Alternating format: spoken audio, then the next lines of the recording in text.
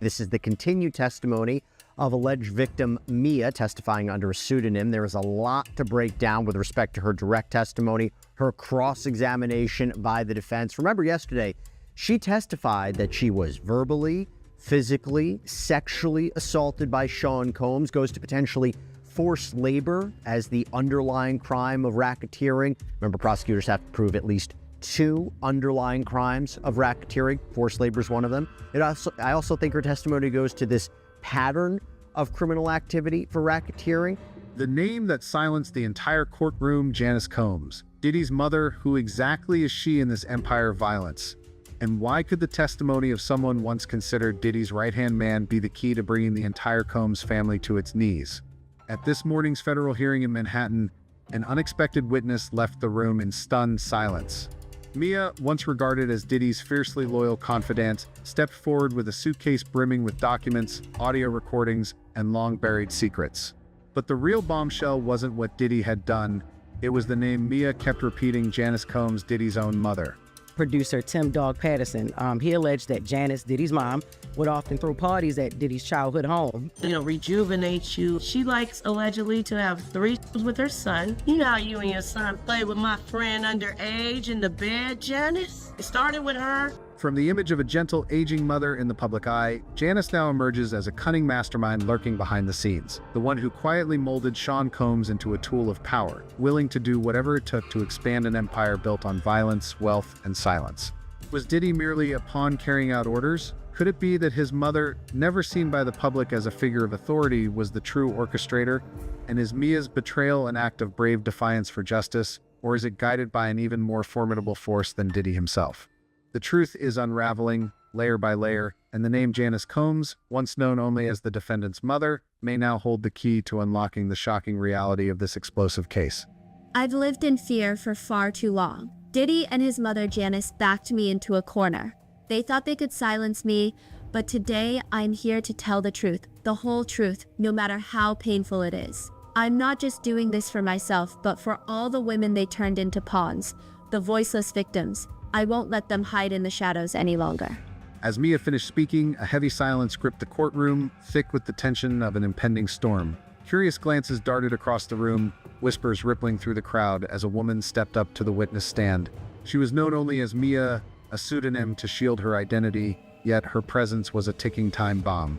Mia, once Diddy's trusted aide for 7 long years, stood there with a steely gaze but trembling hands. She wasn't just a witness. She was a survivor, someone who had seen and endured the darkest secrets of the Combs family over nearly a decade.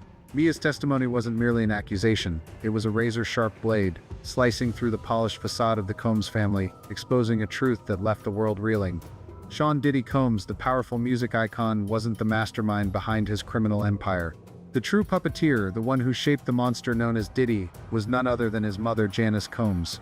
Far from the pitiful mother shedding tears of innocence in the media, Janice was a cunning manipulator, a ruthless madam orchestrating a chilling web of crime.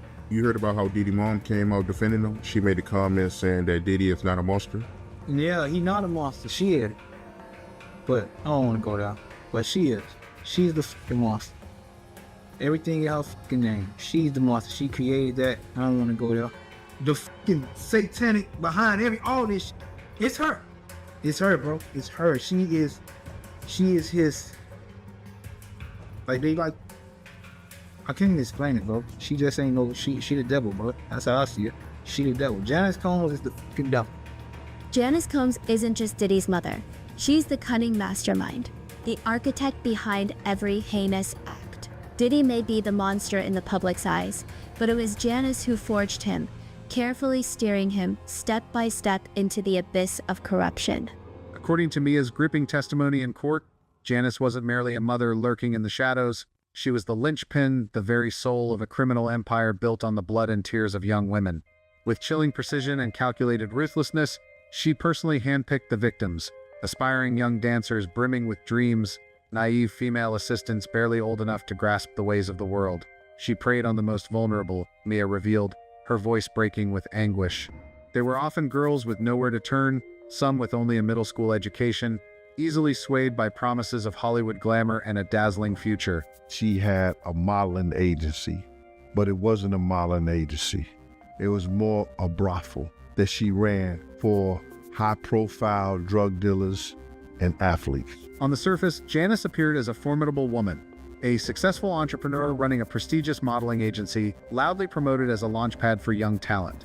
But beneath that glittering facade lay a horrifying truth: the company was nothing more than a sophisticated front for a transnational call-girl operation. Janice's network stretched from major American cities to international entertainment hubs, where young women were transformed into tools to satisfy the sinister desires of the elite. Mia recounted this, tears streaming down her face, each word seeming to rip her heart apart. To Janice and Diddy, those girls weren't human beings. They were commodities, carefully packaged gifts to be traded with heavyweights from powerful politicians and entertainment moguls to shadowy billionaires, all in exchange for multi-million-dollar deals or to solidify ties of influence. Diddy's infamous freak-off parties, where girls from Janice's network were delivered, were far from mere lavish gatherings. They were brutal arenas where victims were coerced into serving during grueling ordeals that stretched across days, sometimes weeks. Mia recounted, her voice heavy with haunting memories. Janice personally handpicked each girl for these events. She studied them meticulously, their looks, their age, their demeanor, to ensure they matched the preferences of the VIP clients. Some girls were chosen purely for their innocence, while others were forced to fulfill far darker, more depraved demands. What's crazy is there's a video of him and his mother. They're really like talking about sexual stuff together. Him and his mom.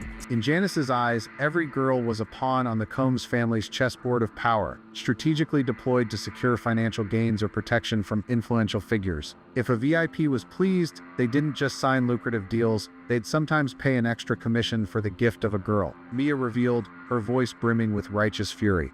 Janice called it the art of business, but to me, it was unforgivable cruelty. Janice's cunning went far beyond orchestrating the network. She personally oversaw every facet of the criminal operation, from selecting victims and arranging deals to ensuring no detail ever leaked to the outside world. With a chilling smile and piercing gaze, she commanded everything like a master strategist, turning the dreams of young girls into inescapable nightmares. She never left a trace. Every move she made was meticulously calculated. If anyone dared to speak out, Janice made sure they vanished, not just from the entertainment industry, but from the face of the earth. Even more horrifying, according to Mia's testimony, was what lay hidden beneath the opulent facade of the Combs family's lavish mansion. Beyond the dazzling glow of extravagant parties, a chilling secret festered, a den of captivity, directly overseen by Janice Combs, where dozens of young women were held. Mia revealed to the court that this den wasn't just a cold basement, it was an underground prison where girls were stripped of their dignity, reduced to tools to satisfy the dark desires of VIP clients at any moment. Janice called it the warehouse, Mia recounted, her voice choking as if strangled by the weight of the memory. But for the girls trapped down there, it was a living hell, a place where light, hope, and humanity itself were snuffed out. The conditions in that basement were so brutal they defied comprehension. The girls were confined in cramped, pitch-black rooms with icy concrete walls and the suffocating stench of mildew. They were given only 2 meals a day, usually a few slices of stale bread and a bowl of watery soup that barely kept them alive. Mia recounted, tears streaming down her cheeks. Janice always said eating too much would make them fat, and clients don't want imperfect girls. Some were so emaciated they were skin and bones, their eyes sunken from hunger and despair, but she didn't care in the slightest. To her, they weren't human. They were just products, commodities kept on hand to serve at a moment's notice. Janice's cruelty didn't end with starvation. She enforced a ruthless system of control, ensuring no girl dared to resist. If anyone dared to complain or resist, Janice would personally appear, her icy smile and voice sharp as a blade, threatening that they would never see the light of day again. The girls trapped in this den were largely victims of hollow promises. With her polished demeanor and masterful manipulation, Janice laid traps with enticing tales of stardom. She targeted the most vulnerable, orphans, middle school dropouts, or those fleeing broken homes. Mia recounted, she dangled dreams of Hollywood spotlight, modeling contracts, and grand performances. But the moment they stepped into her company, everything was stripped away, from their identification documents to their freedom. They were taken to the basement, and from that point on, their lives no longer belonged to them. Diddy's notorious freak-off parties, where these girls were dragged up from the basement, were not the glamorous affairs people imagined. According to Mia and other witnesses like Cassie Ventura, they were grueling ordeals lasting days, sometimes weeks, where the girls were forced to serve an endless stream of VIP clients, politicians, tycoons, and powerful entertainment figures. One girl collapsed after 4 straight days without sleep or rest. Mia shared, her voice trembling with outrage. Janice just stood there smirking and said she's too weak, not worthy of the opportunity. Then Diddy's people would inject or force the girls to take some kind of stimulant. I don't know exactly what it was, but it left them dazed, stripped of willpower, obeying like marionettes on strings. Serving VIP clients was pitched as a perverse opportunity, a mirage crafted by Janice and Diddy to manipulate their victims. They were told that if they were lucky enough to catch the eye of a powerful figure, they might be freed from the basement and given a better life. But the cost was relentless physical and emotional torment. Some girls had to serve day after day until their bodies gave out, too weak to even stand, Mia said, her eyes red and haunted. They were forced to take drugs to stay alert, compelled to endure things no one should ever have to face, and if they refused, Janice would appear in person, her gaze ice cold, threatening to lock them in the basement forever, or worse, make them disappear without a trace. I'm still haunted by the look in their eyes. Mia could never shake the memories of being sent down to the basement to fetch the girls for their duties. Her voice trembled, tears streaming down her face. They looked at me with pleading eyes as if I were their last flicker of hope, but I was powerless. I was just an assistant, and I knew all too well that if I dared to resist, I'd be the next one locked away down there. I lived in constant dread, torn between my conscience and survival. Each step Mia took into that basement, each clang of the heavy iron door slamming shut, felt like a blade slicing through her heart. I heard their soft sobs, their faint pleas, but I had to turn a blind eye. I'll never forgive myself for that, she confessed. The brutality of the den in that basement wasn't just in the harsh living conditions or the torment endured at those depraved freak-off parties. It was in the way Janice reduced those young women to mere numbers, nothing more than commodities. She kept a ledger, Mia revealed, a detailed record of every girl, name, age, traits, and even their value to each client. She managed them like inventory in a warehouse, and if a girl was no longer useful, Janice would discard her without a second thought. That chilling, calculated efficiency turned the Combs family basement into a symbol of moral decay, a place where humanity was trampled and dreams were crushed. Mia didn't just take the witness stand with tear-soaked stories, she brought with her a trove of meticulously gathered evidence, powerful enough to hush the entire courtroom into stunned silence. Clutched in her hand was a small USB drive, unassuming yet brimming with horrifying secrets, covert audio recordings carefully backed up from the old phone she used while working for the Combs family. Those recordings, laced with Janice's chilling, razor-sharp voice, laid bare the stark truth of the family's criminal empire. In one clip, her voice sliced through the air like a blade. "Don't let anyone know about the basement, Diddy. If there's a leak, you know how I'll handle it. No mercy." Another recording exposed her ruthless scheming as she issued instructions to her son, her words dripping with cold calculation. "Pick this girl for the deal with him. She's got the look he's into. If he's pleased, that $50 million contract is as good as ours." Each word in those recordings cut like a knife, exposing the ruthless nature of the Combs duo, who treated people as mere tools to barter for power and wealth. But the USB was just the beginning. Mia presented 6 videos, spanning from 2018 to 2022, painstakingly collected during her years working under Diddy. They captured shadowy deals between him and high-profile clients.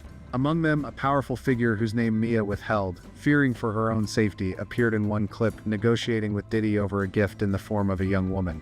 Another video left the courtroom in stunned silence. Janice, with a chillingly calm demeanor, was seen at a freak-off party, directing staff to prepare lubricants, bed sheets, and even drugs with a terrifying professionalism. She didn't just know about it all, Mia declared, her voice trembling with outrage. She orchestrated every detail, from picking which girl would serve to arranging the deals so flawlessly that no slip-up could ever be traced. The centerpiece of Mia's evidence was security camera footage from the Combs family's lavish mansion. One chilling clip, captured on a dark night, showed a young girl, frail and trembling, being led out of the secret basement by a bodyguard. She didn't dare cry, but her eyes were filled with terror, Mia recounted, tears streaming down her cheeks. "I knew she was being taken to a VIP client, and I was powerless to save her." Another piece of footage, said to have sparked visible outrage in Judge Arun Subramanian, depicted Janice at a freak-off party. With a faint smile and icy gaze, she directed staff to prepare everything like an event planner, but instead of a typical celebration, it was a cruel ordeal for the captive girls.